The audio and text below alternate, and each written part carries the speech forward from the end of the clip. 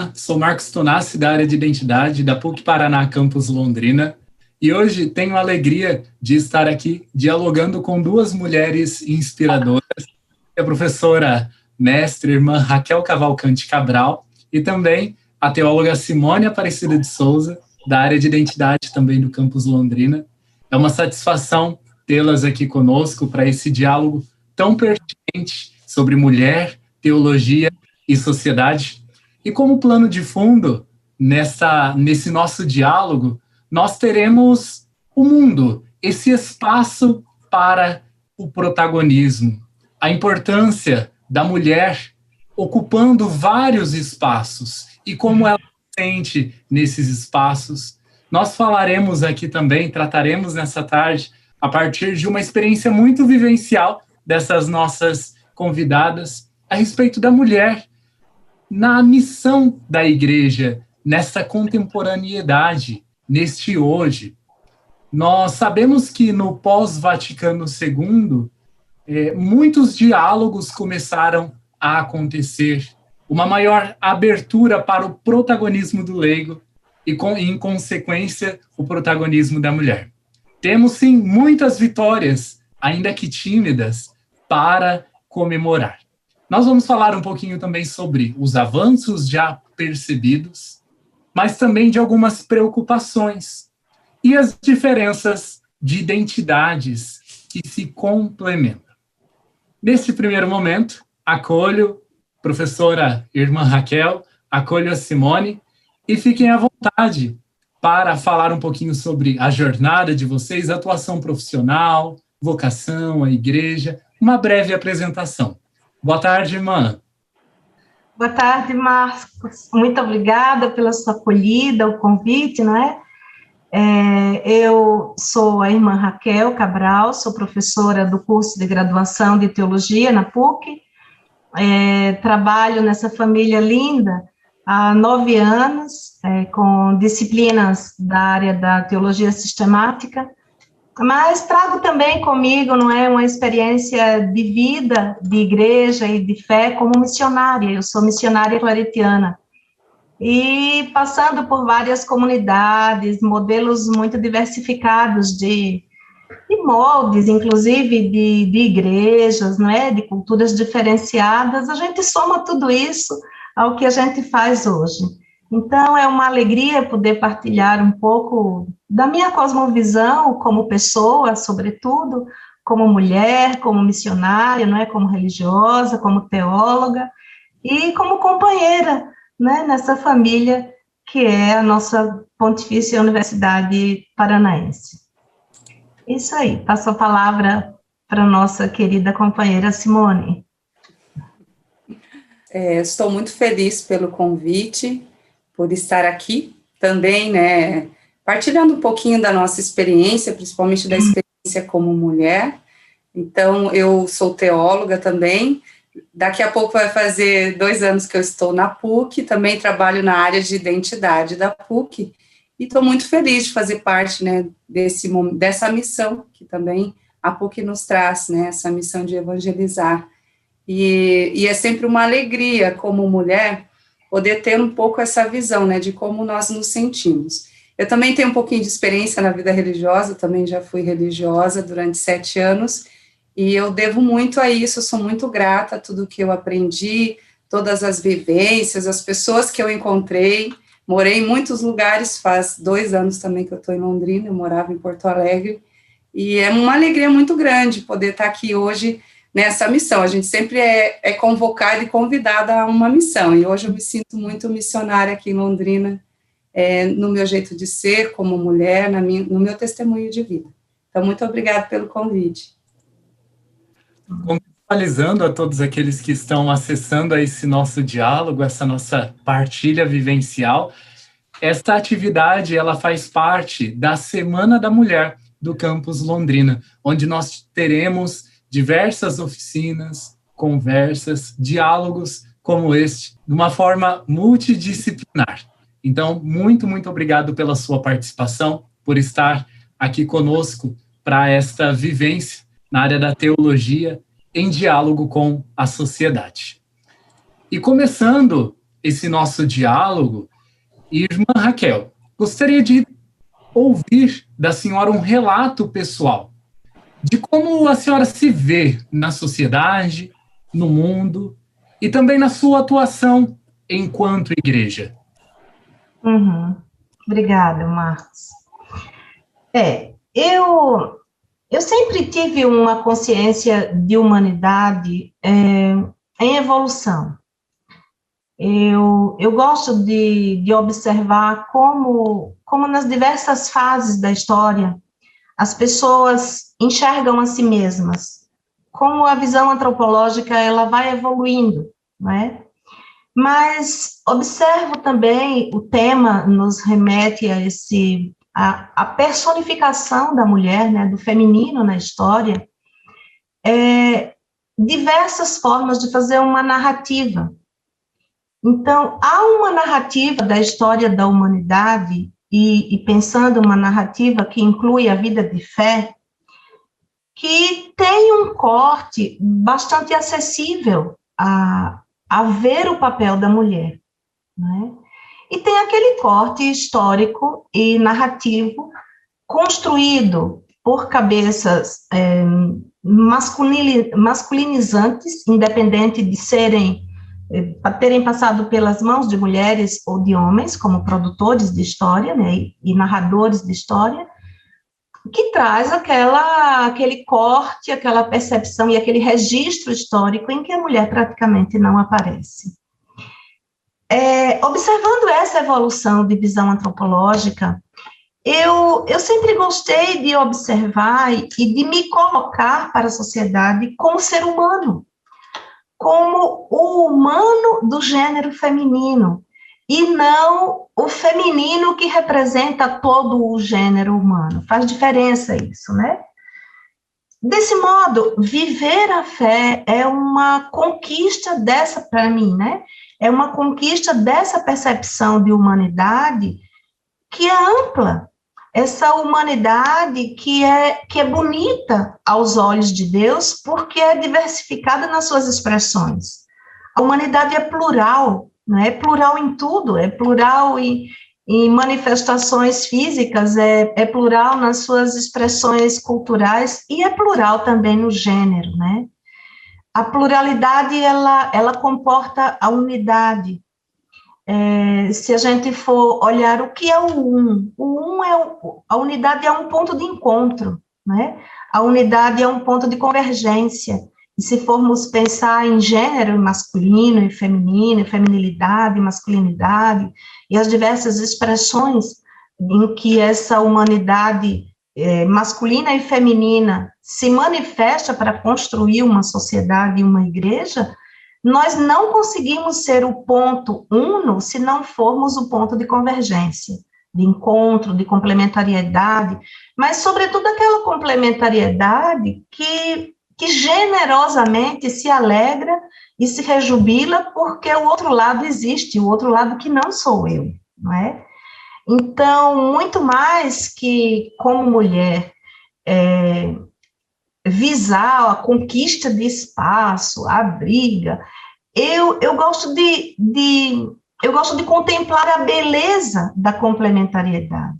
E experimentei isso, né, em diversas ocasiões. Acho que é o momento oportuno, né, se você me permite, de fazer né, trazer pequenos lances, assim, desse me sentir em complementariedade. Eu entrei na vida religiosa, eu era muito jovem, eu tinha 19 anos, tinha concluído a preparação para fazer vestibular, né, tinha feito científico, cursinho e tudo, mas como um enamoramento, quando acontece com um casal que está apaixonadíssimo e não vê razão de viver se não for viverem juntos, querem partilhar o teto, querem dividir tudo, né? Eu não conseguia mais enxergar outra coisa no meu plano de vida que não fosse ingressar na instituição missionária que me apaixonou, que são as missionárias claretianas, e já iniciar minha vida. Então, em vez de enfrentar vestibular, universidade, eu entrei na congregação, e aí comecei a ter as minhas primeiras experiências missionárias. Minha primeira comunidade foi numa paróquia que o padre tinha Parkinson, ele era jovem, ele jovem relativamente, ele não tinha 60 anos ainda, ele tinha Parkinson. E aí o bispo pediu que na casa de formação, nós noviças, as irmãs inclusive, fôssemos assim, as mãos e os pés do padre para poder movimentarmos, né? Então, ali, muito cedo, eu experimentei o que é ser mulher, igreja, missionária, líder, não é? Era engraçado, assim, não me sentir estranha, para mim era muito normal, que para a vida de fé naquela comunidade ir em frente, eu deveria fazer a celebração da palavra. Eu deveria estudar durante a semana, preparar direitinho os passos, inclusive a reflexão do evangelho, né? Eu entendi muito cedo que eu tinha uma voz de autoridade diante da fé, que para falar de Jesus não precisava ser homem ou mulher, precisava ser gente, bem resolvida, feliz, né? Precisava ser apaixonadíssima pelo evangelho, pela missão, pela humanidade, né? Ter ideal de um bem, assim, amplo, que pudesse partir do coração cheio de Deus e chegar a cada um dos irmãos, das irmãs, onde quer que eles estivessem. Então, eu nem sei dizer a você como é que nasceu minha consciência de feminilidade, ela está na gente, não tem, assim, o meu jeito de ser pessoa é ser mulher, o meu jeito de ser missionária é ser mulher. A experiência com teologia, né, uma vez numa sala de aula de primeiro ano, né, então, teologia fundamental, que é a primeira disciplina da sistemática, eu perguntei aos estudantes, né, quais são as suas expectativas, como é que vocês se sentem chegando aqui no curso de teologia, né, alguns vindo da filosofia. Um disse assim, olha, professora, a minha maior expectativa é saber como é uma professora de teologia mulher, porque eu nunca me imaginei aluno de teologia de uma mulher. Gente, eu pensei, meu Deus, esse universo para mim, assim, eu não tinha pensado nisso, porque para mim era tão normal, né?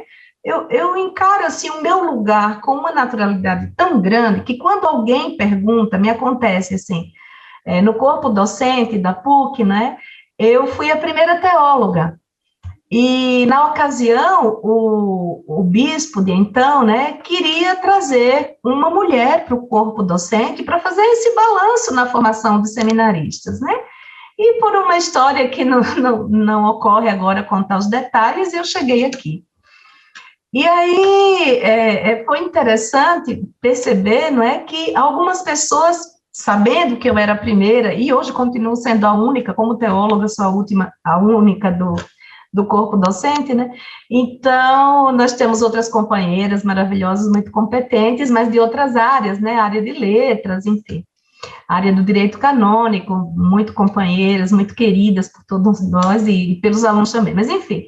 Aí, alguns perguntavam, mas, irmã, como é que você enfrenta, né, uma sala de aula só de homens? Gente, será? Só de homens? E depois eu comecei a me sinto em casa, eu me sinto na humanidade, né? Eu me sinto... ou então, quando perguntam, mas... E como é que são os conflitos de gênero? Eu digo, olha, o meu olhar tá tão focado na qualidade do que eu ofereço, na beleza do que pode existir e que esteja às minhas mãos para que eu possa lançar e oferecer, que eu não ando com a atenção muito focada, assim, que diferença faz, né, ou se os outros se sentem desconfortáveis com as conquistas que aos poucos eu vou vendo, né, sei que sinto que há um processo de evolução que, inclusive, aparece na sintomatologia, se a gente pudesse dizer assim, pela minha não percepção de grandes problemas. A gente tem algumas dificuldades, sim. A gente tem algumas fronteiras a serem enfrentadas. Acho que, de repente, no final do programa, né, no final da conversa, poderíamos... Eu já tomei muito tempo com a fala, gostaria de jogar a peteca para minha colega, né? Mas, de repente, a gente poderia ter, em perspectiva de futuro, ou fazendo uma análise em relação aos compromissos que o Concílio Vaticano II entregou, não é, para a Igreja, e quase 60 anos depois nós olhamos um panorama que ainda precisa de bastante injeção, assim, de de protagonismo, não é? Principalmente nas igrejas. Mas me limito por aqui, por enquanto, né? E devolvo a fala para você, Marcos. Muito obrigada. Quem agradece sou eu, irmã. Me sinto muito privilegiado, não só de estar na posição de mediador aqui, mas principalmente na posição de escuta. E nós, homens, cada vez mais precisamos parar para escutá-las, para escutar as mulheres, né? Estarmos neste espaço debatendo sobre a importância, o protagonismo da mulher na teologia e na sociedade me faz hoje estar nessa posição de escuta. E se eu estou, de fato, escutando, com o coração aberto, estou aprendendo. Então, é um passo privilegiado de aprendizado. Muito obrigado, de verdade, a vocês duas. Simone, agora é com você. Gostaria de saber, então, a partir de um relato muito pessoal seu, como você se vê na sociedade, no mundo, na igreja, como mulher? Assim como a irmã, para entender um pouquinho como eu me sinto, eu tenho que ir lá atrás também, porque iniciou lá. Na minha adolescência, eu sempre me questionava muito, porque a gente via os amigos, os colegas homens, e falava, ai meu Deus, eu quero ser homem. Parecia tão mais fácil ser homem, né? Parece que tinha menos exigências, assim, na minha percepção da minha adolescência. E isso começou a perpassar muito mais a minha vida. Até que um dia eu recebi o convite de um frei carmelita, Frei Marcos, que é uma pessoa que eu amo muito, admiro muito, que me convidou para fazer uma experiência numa congregação missionária carmelita. E eu pensei, bom, vamos lá, né? Às vezes Deus nos chama, a gente tem que ver o que é esse chamado. E eu não tive medo, eu fui. Eu morei em Curitiba, numa casa de formação, e lá eu comecei a entender a minha missão de mulher, o que é realmente, o que é esse feminino, o que é ser mulher. Então, durante as minhas experiências, eu fui entendendo um pouco mais sobre o que é essa grande alegria de ser mulher. Como eu disse, na minha adolescência, eu tive algumas crises, nem razão disso, né, de me sentir um pouco, às vezes, excluída, ou de não ter tanta voz como alguns colegas. Mas isso tudo também a gente vive, né, isso é o normal da nossa vida humana, os questionamentos, as dificuldades também. Então, eu fui para um convento também com a mesma idade que a irmã, 19 anos, eu não era tão adolescente assim. Eu fui, e como eu disse, foi a melhor experiência que eu fiz na minha vida, eu devo muito. Eu sempre entro em contato com as irmãs, com as minhas amigas, porque continua sendo uma família para mim. Tudo que eu tenho hoje de ensinamento, eu devo também a essa experiência. E eu sou muito grata. Acredito que eu aprendi a ter essa palavra na minha vida, gratidão. Porque a nossa vida é feita de vivências. E às vezes elas são mais fáceis ou às vezes mais difíceis, né? Assim como a história das mulheres que conseguiram enfrentar e ter mais espaço em algumas coisas, alguns âmbitos, assim também, né? Nossa vida vai se concretizando assim. Então, eu fiquei lá 7 anos, eu iniciei a teologia, mas depois eu tive que ir em missão para Porto Alegre, e eu não pude mais fazer, porque eu estava trabalhando com as crianças de um projeto social, que em particular eu amava demais, gosto muito, amo muito a missão, e eu iniciei ali, e isso foi me despertando mais, assim, de entender como que essa mulher pode fazer um pouco a diferença também como teóloga dentro da igreja, né? Eu ainda estava lá na vida religiosa, então eu fiz 2 anos nos Claretianos de Curitiba, eu estudava com leigos na noite, porque de manhã ainda não tinha tanta abertura para as mulheres estudar, então eu estudava à noite com leigos, né, outros colegas também, que também foi uma experiência muito válida na minha vida. Então foi indo assim a minha experiência, né, fui percebendo, o que a irmã colocou ali eu acho lindo, que é a questão do apaixonamento. A gente começa a se apaixonar e realmente a gente quer estar junto o tempo inteiro, quer entender, quer compreender, e foi assim que eu me apaixonei por Jesus Cristo, e pensei, bom, como é que eu vou falar de alguém que eu não conheço? Então, aí sim, despertou mais a vontade de fazer teologia, e de realmente conhecer de verdade a história daquele homem, né, que as pessoas, às vezes, o padre ou as pessoas na igreja falavam durante as celebrações, celebração da palavra. Bom, fiz aí meu caminho de 7 anos, algumas coisas mudaram, fui percebendo que eu queria uma outra coisa, né, não era bem isso, agradeci as irmãs, e aí eu saí do convento, eu fui depois, voltei à minha cidade natal, que é Londrina, fiquei um tempo aqui, mas resolvi voltar a Porto Alegre. Continuei lá, me casei, tive 2 filhas, só que eu tinha feito só 2 anos de teologia. Aí um dia eu estava trabalhando num colégio, eu adoro, né, trabalhar com crianças, adolescentes, e uma pessoa me disse: Simone, você tem tudo para trabalhar em pastoral, nessa parte, né, tão bonita da igreja, até das comunidades ou colégios cristãos, né, tá? Por que você não termina a teologia? Eu falei, nossa, sabe que você tem razão? Então, eu fui no Estúdio Teológico de Porto Alegre, que é dos Capuchinhos, eu fui lá fazer a experiência, falei, vamos voltar ao apaixonamento. Então, eu terminei lá, minha graduação em teologia, foi maravilhoso, porque aí eu tinha outra visão, né, já não era mais religiosa, eu era leiga, mulher. Então, eu tive uma outra visão, como a irmã disse, eu me pegava, às vezes, em algumas salas com só eu de mulher, e foi uma experiência bonita, em saber que eu tinha muito o que contribuir. E eu fui entendendo nessa prática, que não, às vezes a gente quer que o outro entenda nosso posicionamento com agressividade.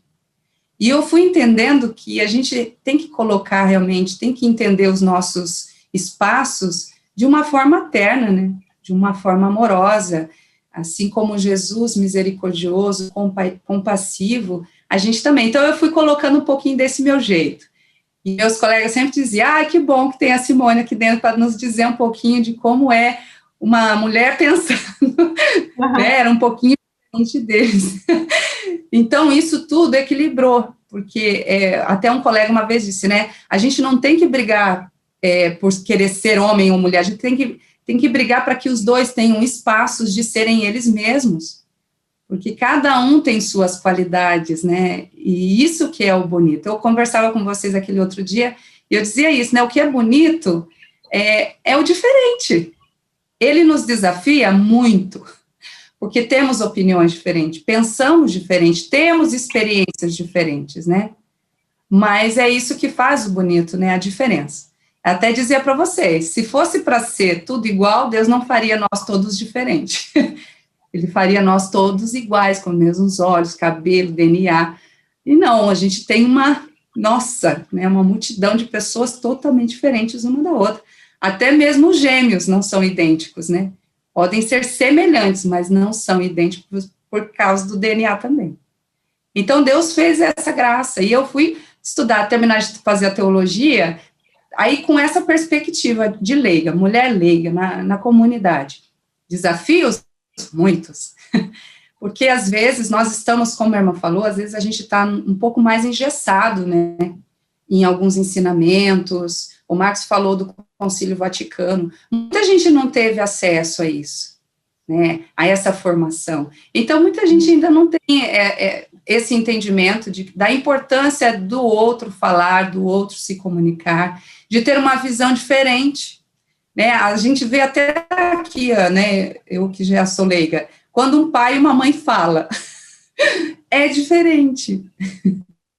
Vocês estão, não é? Às vezes, minha mãe tem um jeito diferente de falar, o meu pai tem outro. Então, a gente tem essas, e não quer dizer que um é melhor que o outro, quer dizer que eles são diferentes, e é nessa diferença que a gente cresce.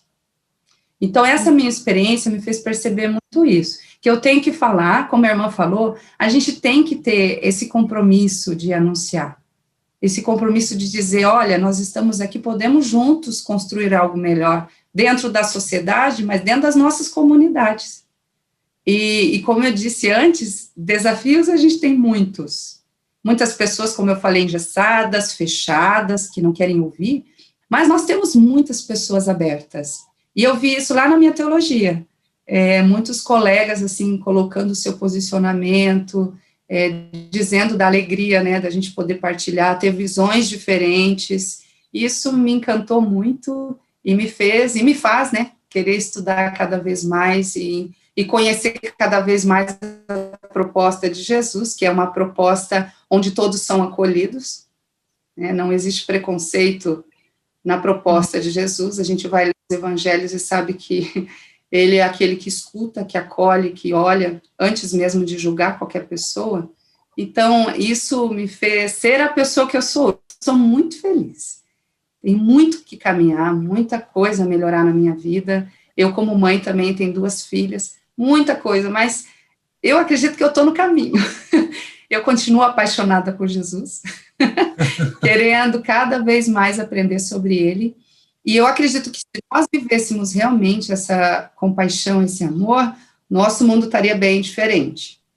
Principalmente dentro das nossas comunidades, se a gente olhasse mais, né, visse a realidade. Eu sempre digo, uma das coisas que eu mais aprendi nessa minha trajetória, já vou terminar, tá, gente? Uma das coisas que eu mais, assim, percebi que eu queria ser diferente era assim, ó, Jesus, com os discípulos de Emaús, a primeira coisa que ele fez foi olhar, escutar, vivenciar, para depois falar, né? Para depois, ele entendeu a história das pessoas. Então, ele sabia como falar com elas. Então, não tem, a irmã falava, não tem como eu falar de alguma coisa, de alguém, sem eu conhecer. Porque se eu não conhecer, eu vou falar a partir da minha perspectiva, e não vai ser a realidade. Então, é muito importante isso, a gente continuar olhando, percebendo, estudando, se aprofundando. A gente vê tantas notícias e as pessoas, às vezes, não se aprofundam, não estudam, e daí vão divulgando cada vez mais, né? Então, eu sou muito grata a Deus por estar aqui, por todo o caminho que eu fiz, como eu disse, já fui religiosa, graças a Deus, hoje eu sou leiga, estou aqui com a minha mãe, que eu vim cuidar dela, minhas filhas, e eu sou muito realizada por tudo isso, como mulher. Hoje eu já não tenho mais aquele momento, porque eu não sou homem. Não, hoje eu agradeço a Deus, porque eu entendi o meu papel como mulher, na minha família, na sociedade e na igreja. Eu entendi que é muito importante, sim, a minha presença, tudo que eu estudo, que eu me formo, todas as coisas, as minhas vivências, né? Tudo isso. Então, muito obrigada por me escutarem. Desculpa se eu falei de também, né? É uma alegria estarmos aqui e eu tenho certeza que as pessoas que estão acompanhando esse nosso bate-papo devem estar se perguntando: uau, 2 mulheres protagonistas na igreja e na sociedade como um todo? Com certeza outras mulheres devem ter as inspirado. É que isso nem estava combinado. Mas queria de saber de vocês quais mulheres inspiraram a vida, a jornada, a missão de vocês. E me estendendo um pouco, ocasiões, situações concretas que vocês participaram, presenciaram e que também perceberam o quanto era importante o feminino naquele momento. Irmã, beleza? Tá bom, muito obrigada. Quando eu comecei a falar, eu falei das diferenças das narrativas históricas, né? E enquanto eu escutava Simone, eu pensava assim, interessante, né? Nós mesmas somos uma narração da nossa história, né? Nós vamos vivenciando as nossas histórias e nós somos testemunhas daquilo que nós protagonizamos. É interessante isso, né? E como narrativa do feminino vivencial, né, de como eu vivo o feminino, e escutando a experiência da Simone de ter tido filhas, mulheres, né, não filhos, eu comecei a pensar, assim, no que é próprio do feminino na nossa vivência afetiva, social, relacional, né, tem algumas coisas que são próprias do perfil feminino. Por exemplo, a própria fertilidade, não é? É o feminino que carrega o filho no ventre, que engendra, que gera, né? Com a participação do masculino, porém, que engendra. É a mulher que alimenta do modo mais aconchegante que se pode imaginar, de corpo à boca. Não existe mediação, né? Então, o alimento que a mulher dá na amamentação é um alimento sem nenhuma intervenção, nem mesmo de ar, né? Nem mesmo do ar, da atmosfera. É de um interior para outro interior. E pensando nessas tantas características, eu comecei a fazer um paralelo, assim, como religiosa, como é que eu vivo isso, né? Então, para mim, a minha missão como teóloga tem esse exercício da feminilidade quando eu exerço a maternidade na sala de aula, quando eu exerço a função de alimentar os estudantes, eu penso muito nisso. Uma das disciplinas que eu estou dando nesse semestre, que faz parte da minha área, é o Tratado da Trindade. Falar para os estudantes, apresentar para os estudantes como Deus se manifestou, se apresentou, trino, plural e uno, e como a igreja elaborou esse conhecimento. Às vezes eu me pego pensando assim, meu Deus, quem sou eu para falar sobre isso, né? E não existe um modelo, assim, como é que eu posso dizer? Uma forma que me inspire mais do que exatamente o feminino. Porque eu me encontro em salas de aula de pessoas que estão sedentas de Deus. E eu vou ali alimentá-los. Eu me encontro numa sala de aula de pessoas que, filhos da sociedade de hoje, trazem os mais variados problemas deficitários, inclusive, de famílias desagregadas. Então, eu vou ser ali aquela mãe, a mãe que é forte, a mãe que transmite segurança, a mãe que diz sim e que diz não com igual amor, e por isso com igual firmeza, não é? E às vezes isso impacta.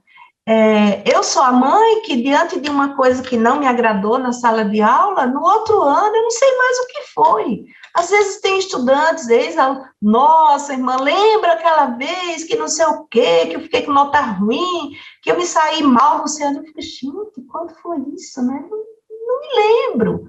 Então, a gente exerce a maternidade na profissão da gente, no meu caso, como teóloga, o feminino passa por esse viés. O jeito de falar de Deus, eu tenho certeza que sai carregado desse corte terno, apesar de ter uma personalidade bastante firme, bastante séria em alguns momentos, né? A minha ternura, ela é manifesta dentro do meu caráter de mulher forte. Então, isso é isso é um específico que eu levo na teologia, na sala de aula, na academia, né? Na pesquisa, nos grupos de pesquisa, em algum congresso, como eu me manifesto teóloga e mulher. E as mulheres que me inspiraram como religiosas, uma primeira, assim, um modelo muito lindo, que eu fiquei encantada, foi a irmã Prisca Groppo. A irmã Prisca Groppo, ela deve ter nascido lá pelos anos 40, era uma norte-americana, missionária da Consolata, e a Prisca Groppo, ela sofria em pensar que por que os ricos têm médicos, por que os ricos têm assistência hospitalar e os pobres não, né? E se em nome de Deus, em nome da fé, eu fizesse medicina para cuidar dos doentes pobres, e que eu pudesse fundar um hospital de primeiríssima qualidade para os pobres. E eu li a biografia dessa irmã. Eu trabalhava de voluntária numa livraria religiosa de uma determinada igreja, quando era jovem, e esse livro me bateu nas mãos. Então, a Prisca Groppo, ela foi um modelo. E ela fez medicina, ela entrou nas Irmãs da Consolata, ela foi trabalhar em Nairobi. Em Nairobi, ela participou de um projeto belíssimo, que começou com um ambulatório num casebre, e com benfeitores, herança da família dela, e tantas somas de donativos e mãos generosas. Hoje tem o Nazareth Hospital, que é o hospital que ela fundou e que funciona gratuitamente. Essa irmã, infelizmente, morreu aos 34 anos num acidente automobilístico, mas está sepultada no quintal do hospital, no espaço do hospital, né? Então, eu quando imaginei assim, meu Deus, quando eu vi que ela morreu, eu disse, meu Deus, o mundo tem um buraco de doação, precisa muita gente para cobrir o lugar dessa missionária, porque uma vida só não basta, de tanta generosidade e tanta beleza. Então, minha primeira inspiração foi essa, alguém que dispõe do seu melhor, da sua inteligência, do seu ideal, né, das suas habilidades e profissionais, em função de uma classe, de um irmão, que se não fosse por Deus, outra pessoa não faria. Não é? A Madre Teresa de Calcutá diz isso, né? Tem um dos testemunhos que ela conta, que é esse, ela estava cuidando das feridas de um moribundo, feridas fétidas e de aspecto realmente que causaria, né, repulsa em qualquer pessoa, e ela está cuidando ali da maior naturalidade, trocando curativo, e passa alguém e diz, nossa, mas não teria dinheiro nenhum que me fizesse pegar numa ferida dessa, me fizesse pôr a mão. Ela disse, nem eu, por dinheiro nenhum eu faria.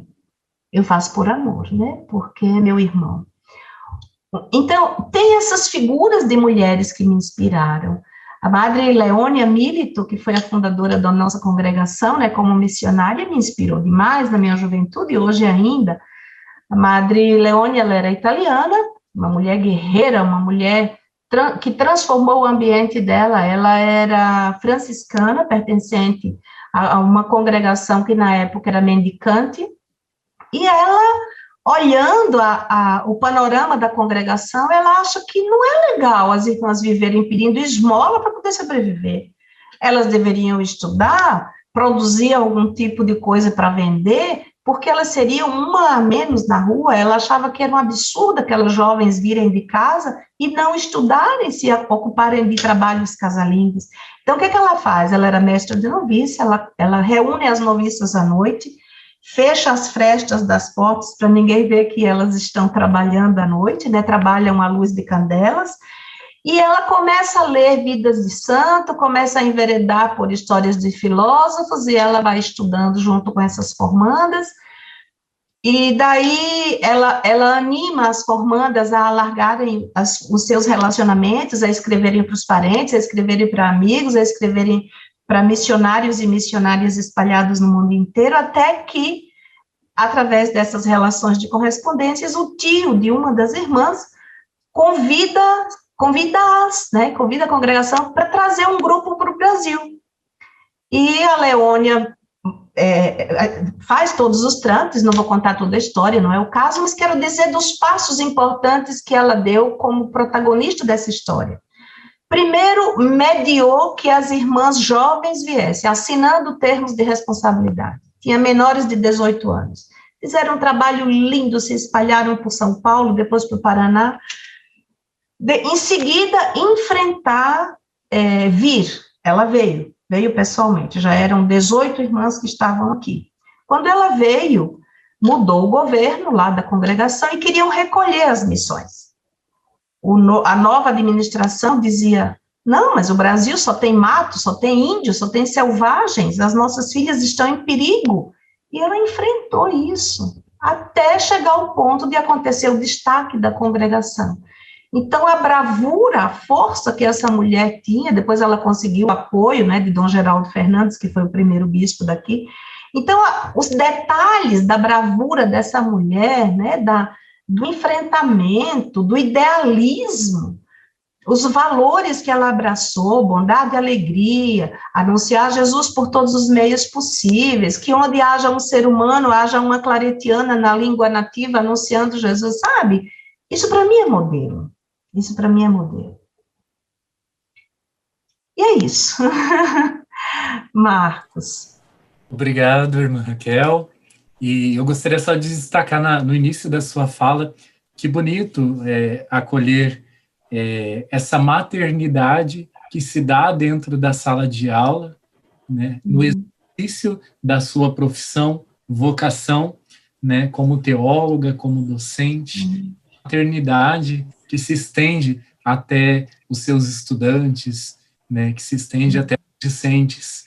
E agora também, e também ressalto algumas palavras dessas inspirações que a senhora trouxe, irmã, como bravura, força, enfrentamento, modelo, e o quanto essas palavras também são perceptíveis em você, senhora, naquilo que a senhora traz enquanto força, enquanto a sua jornada, a sua... Muito obrigado até aqui. Agora, Simone, gostaria de ouvir de você suas inspirações e também, se você quiser contar de algumas ocasiões ou situações concretas em que você presenciou e que percebeu a importância de uma mulher, do feminino, naquela situação.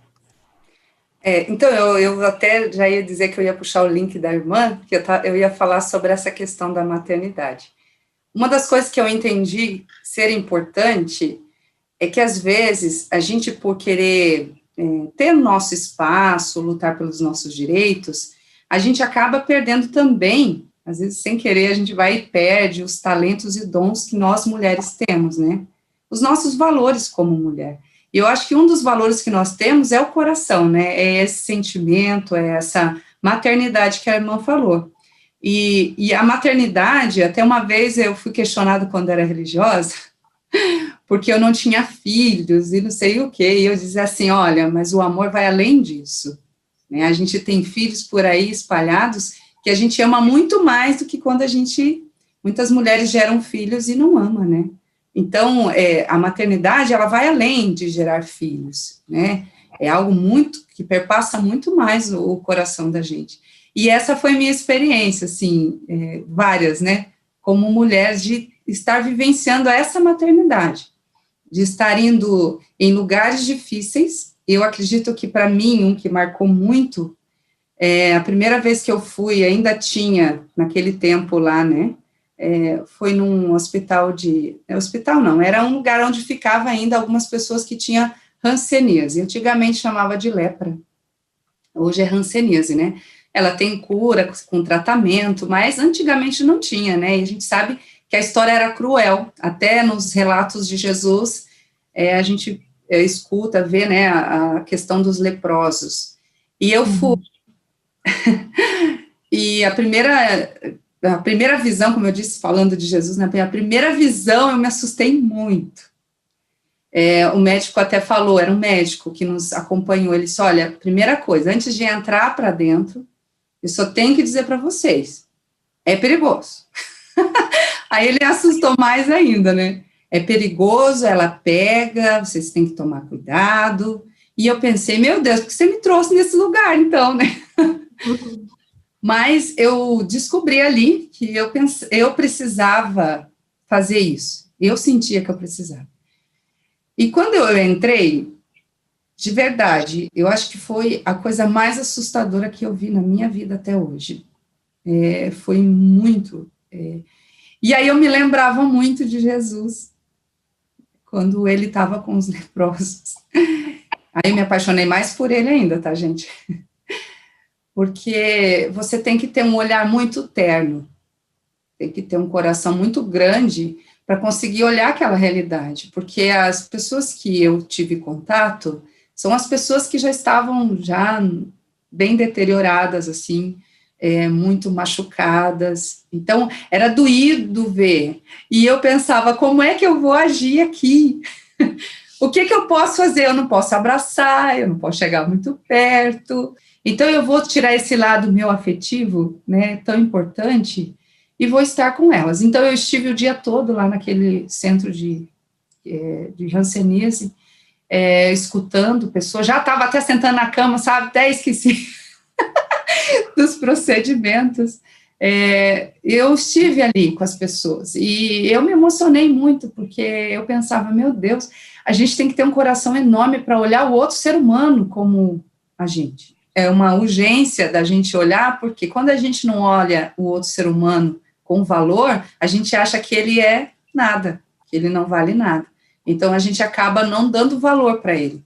É o que acontece na nossa sociedade muitas vezes, né? Quando a gente olha pessoas como descartáveis, né? A gente não dá o valor necessário ao ser humano.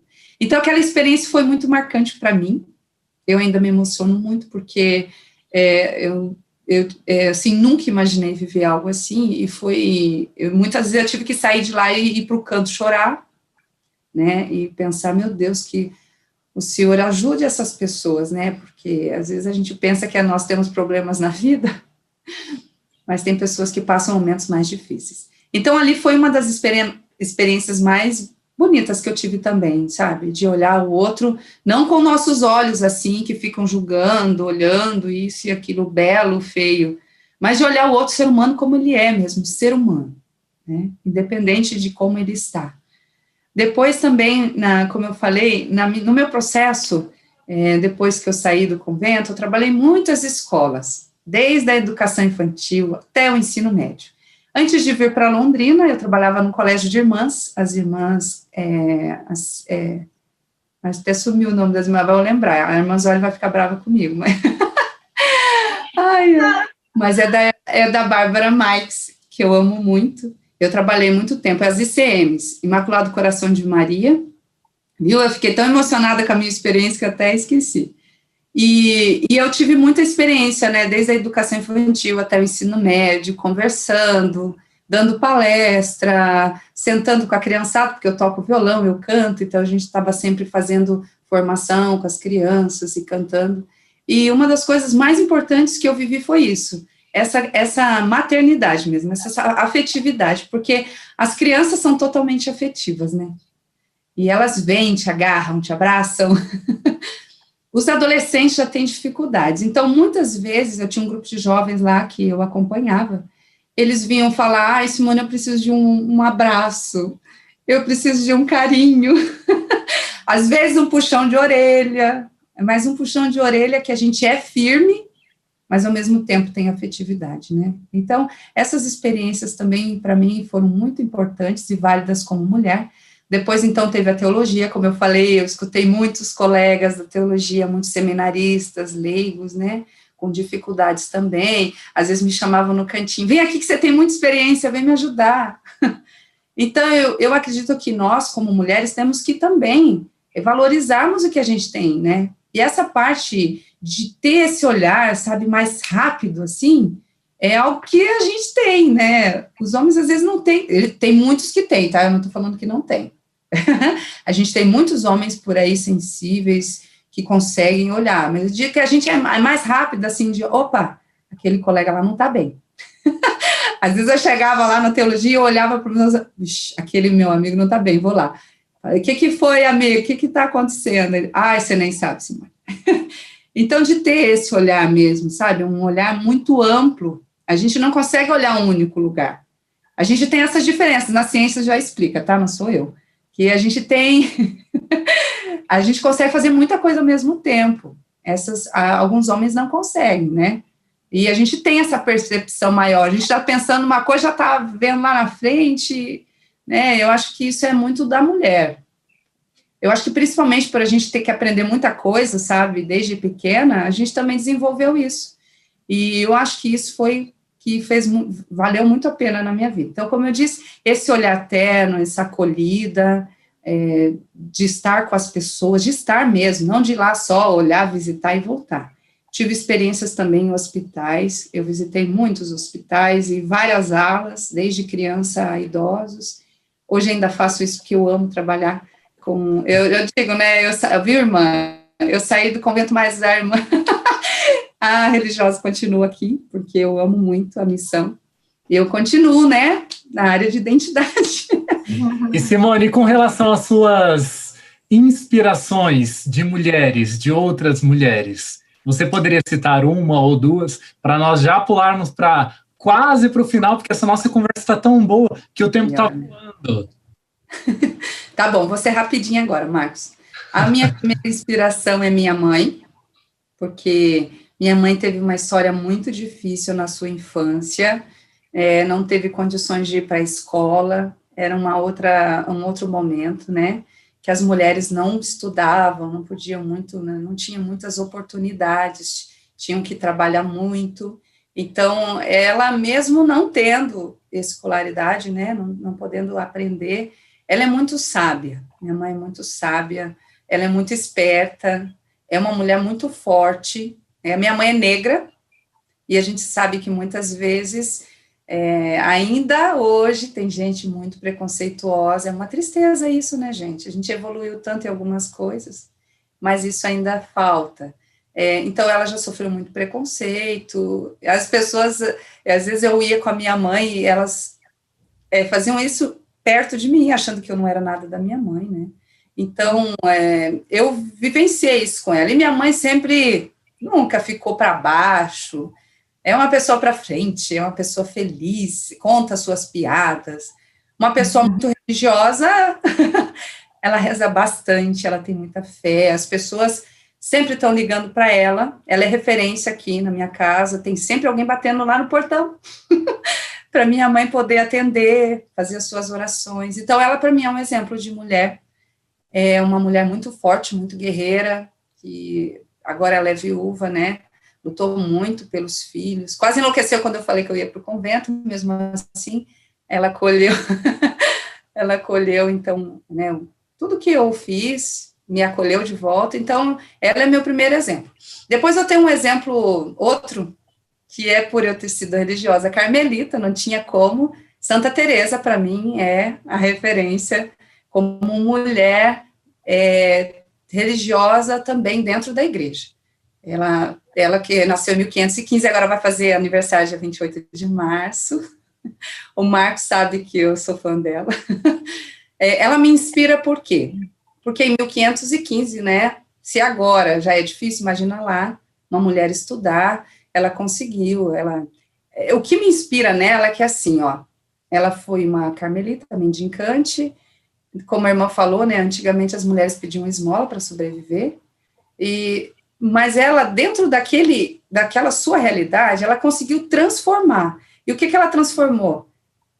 A oração. E isso é algo que me mexe muito comigo, porque ela conseguiu, dentro das dificuldades como pessoa, como mulher, encontrar Deus na sua história de vida. Ela encontrou Deus na sua história de vida, e isso perpassou tanto que hoje ela é doutora da igreja. Então, ela é, para mim, inspiradora, porque às vezes a gente pensa, eu preciso fazer muita coisa, né, para ser alguém.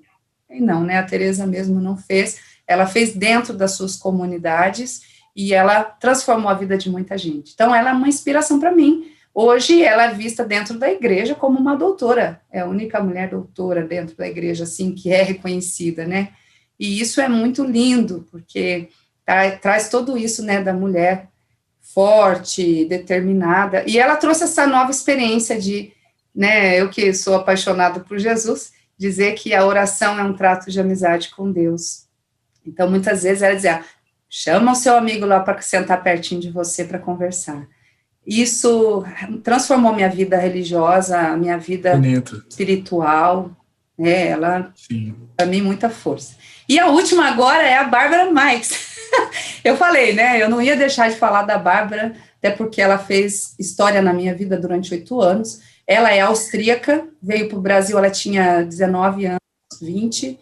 Também de navio com as suas colegas para os Estados Unidos, de repente chegou um cargueiro lá do Brasil, e ela veio para cá sem saber nada, no Rio de Janeiro, e mesmo, né, com as dificuldades, que ela não sabia falar português, ela só falava inglês e alemão, ela conseguiu transformar a vida de muita gente.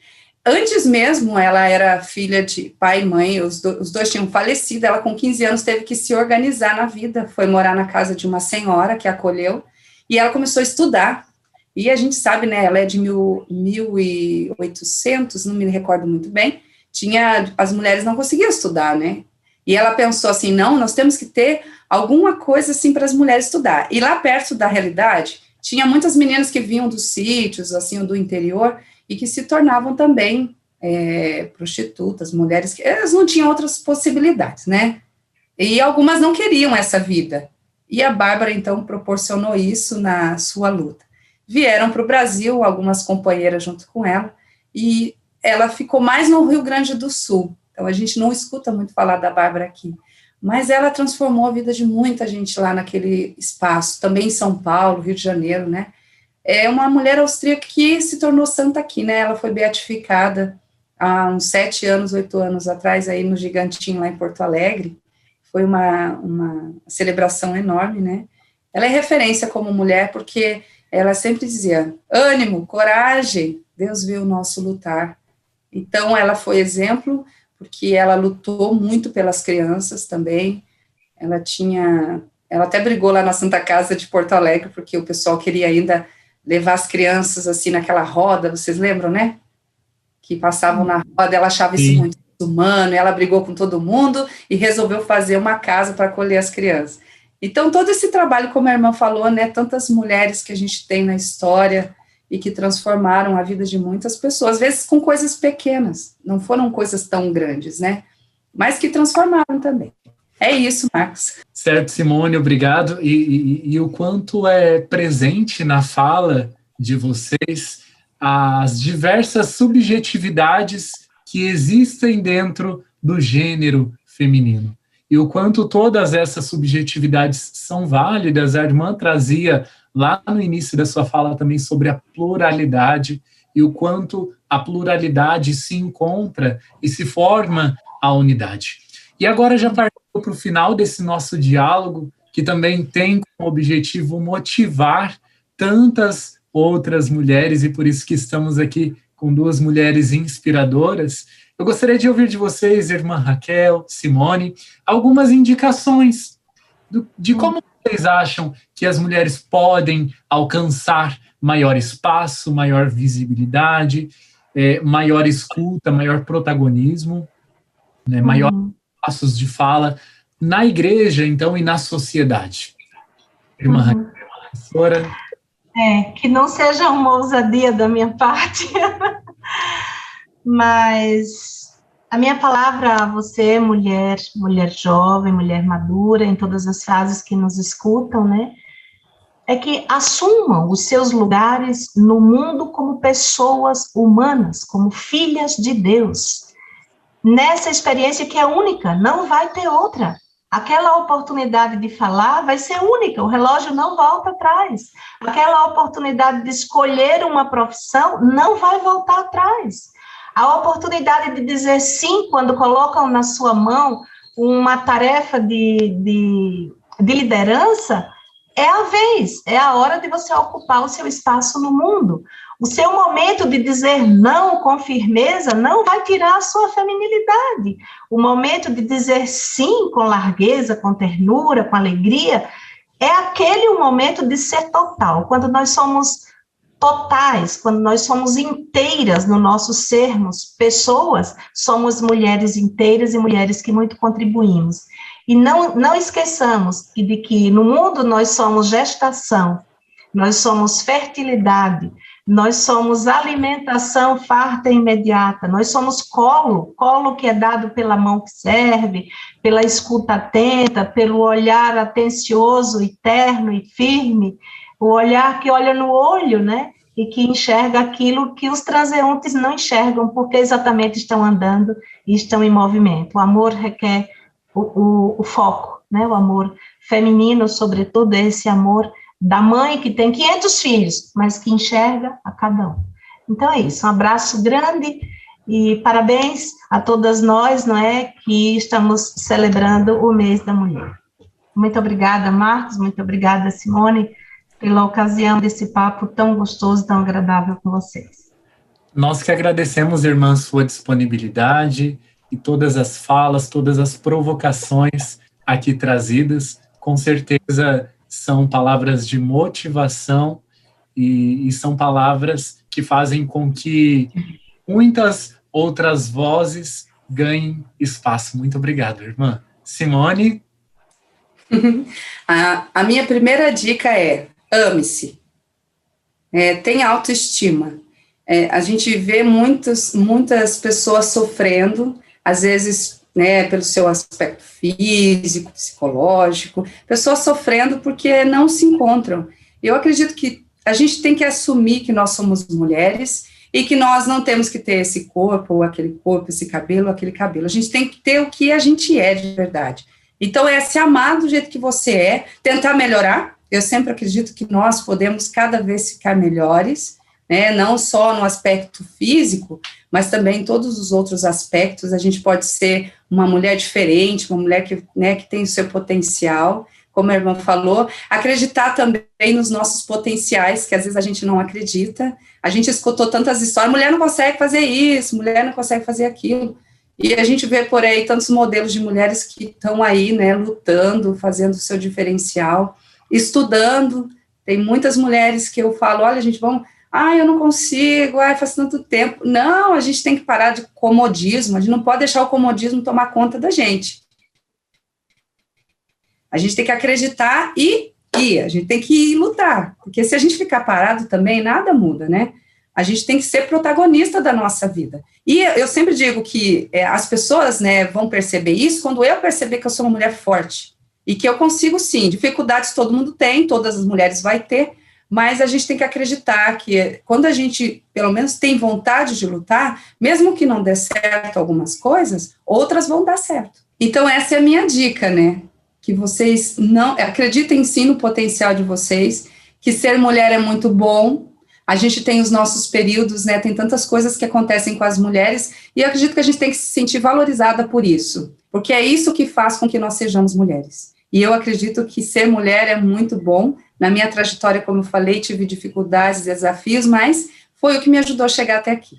Então, um ótimo dia das mulheres, que vocês acreditem cada vez mais em vocês mesmas e cada vez se desafiem, né, a fazer novas coisas, novas conquistas na vida de vocês. Muito obrigada. Nós que agradecemos, companheira Simone, companheira de trabalho. Simone, uma alegria tê-la aqui conosco como inspiração. Minha gratidão, irmã Simone, pela existência de vocês, mulheres, com sua força, com sua garra, com suas especificidades, né, com tanta ternura, com tanto carinho, mas também com tanta força, com tanto ativismo, com tanto protagonismo. Muito obrigado, um feliz Dia das Mulheres, uma semana repleta de bênção a todos vocês. E, bom, Dia da Mulher acredito que seja todos os dias, né? São grandes, as dificuldades também, mas também há muito que se comemorar. Então, parabéns. Obrigada. Muito obrigada.